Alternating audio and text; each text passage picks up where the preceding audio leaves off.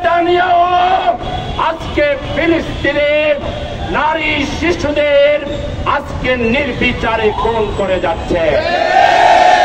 এই খুনিকে থামাবার কেউ নেই।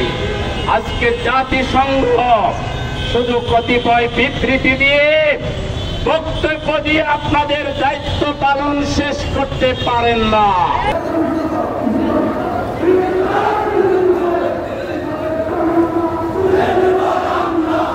গোটা পৃথিবীর মুসলমান শুধু নয়, সকল ধর্মের মানুষ আজকে বিক্ষোভে ফেটে পড়েছে। অবিলম্বে যদি হত্যাকাণ্ড বন্ধ না হয়, তাহলে মাস পরে গাজা নয়, সেটি আমরা ফিলিস্তিনের মুখে মুসলমানরা রওনা হতে বাধ্য হবে।